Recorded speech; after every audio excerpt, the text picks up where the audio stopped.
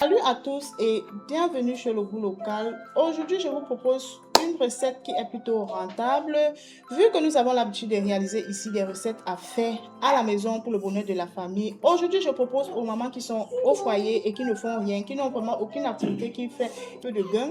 Donc ici, je vous propose une recette qui va vraiment vous plaire. Donc, nous allons partager la recette des frites de plantain que j'ai longtemps exercé dans le métier et je vous parle avec déjà peut-être beaucoup d'expérience. Tout d'abord, je vous accompagne dans le choix du plantain, des meilleurs doigts qui vont vraiment être bien pour les frites de plantain. Par la suite, on va réaliser la recette et je vais vous montrer comment ensacher vos frites de plantain sans avoir besoin peut-être d'une ensacheuse si vous n'en avez pas. Et même si vous en avez un, je vais vous montrer comment l'utiliser. Alors, reste sur la vidéo, regarde jusqu'à la fin, surtout abonne-toi si ce n'est pas encore fait et like la vidéo. Laisse-moi ton impression dans l'espace commentaire. Et si tu sais déjà comment réaliser la recette, n'hésite pas à partager avec nous des astuces également, comme je vais le faire avec vous tout de suite là. Et surtout, depuis quel pays est-ce que tu regardes la recette?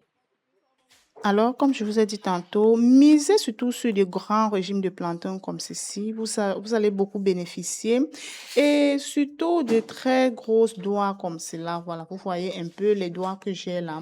Voilà. Donc, lorsque vous êtes au marché, on vous propose peut-être les prix. En un clin d'œil, vous pouvez déjà imaginez un peu que ce doigt de plantain peut me donner, par exemple, comme ça, tel nombre de paquets. Voilà. Donc, lorsque le plantain est gros et les longs doigts, vous profitez vraiment beaucoup. Puisque vous pouvez râper un doigt de plantain et facilement, vous pouvez obtenir peut-être plus de 4, 5 sachets. Et puis, il faut toujours miser sur la qualité du plantain. Vous allez miser sur des doigts de plantain plutôt rouge là, non, c'est qui est souvent orange à l'intérieur là. Parce qu'il y a une qualité de plantain blanc là. Si vous achetez le blanc, une fois que vous allez réaliser vos fruits de plantain, vous n'allez pas obtenir une belle couleur. Voilà, donc c'est là, c'est très très important.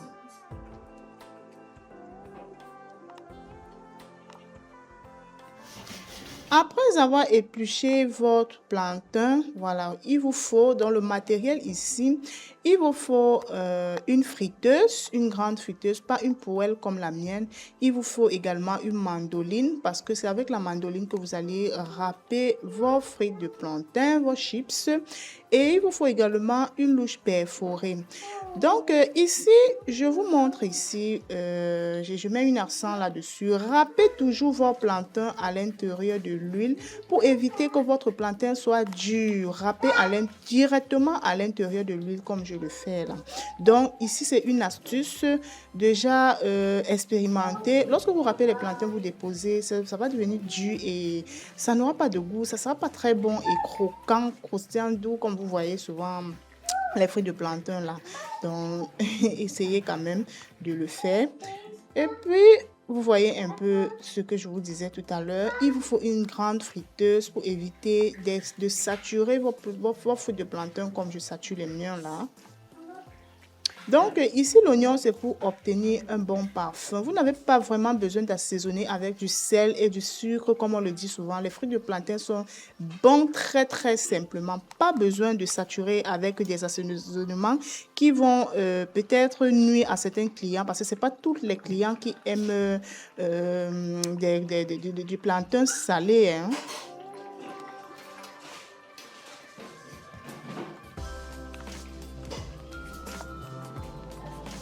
Donc, misez sur des gros doigts de plantain, même plus gros que les miens là. Vous voyez un peu de quoi je parle, non? De très gros. Et augmentez toujours l'oignon à l'intérieur de l'huile. Et laissez l'huile chauffer vraiment à une grande, je sais pas, à une température bien élevée. Voilà, je continue. On va râper tout le plantain à l'intérieur de l'huile. Et vous allez mettre un grand feu, de préférence si vous avez le feu de bois, faites-le au-dessus, vous allez vraiment en profiter. Si vous avez la suie, le four à suie, c'est nécessaire également. Ou à défaut, faites-le au-dessus de votre gaz et mettez sur le grand côté, mettez vraiment un grand feu pour profiter, pour gagner en temps également.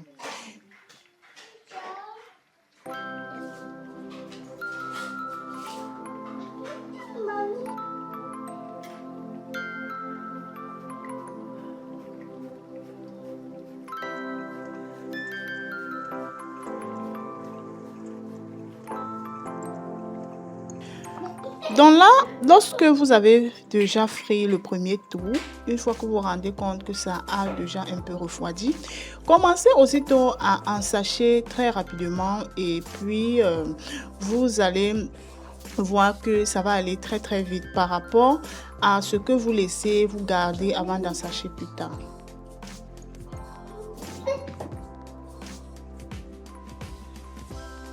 Donc là, vous voyez un peu de quoi je parle. Le plantain est bien croustillant.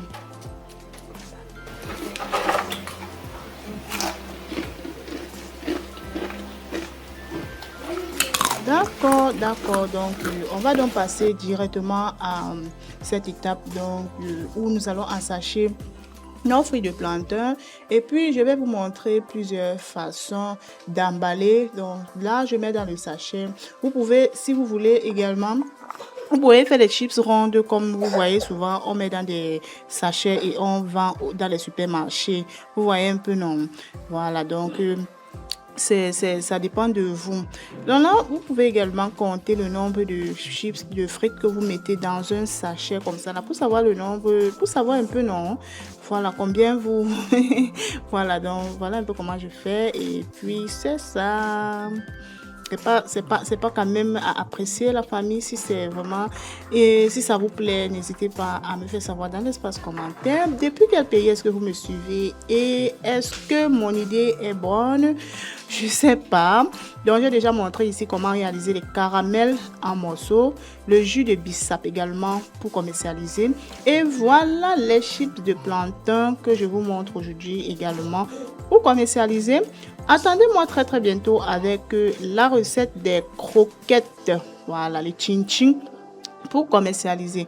Et je vais donc passer à cette étape d'ensacher.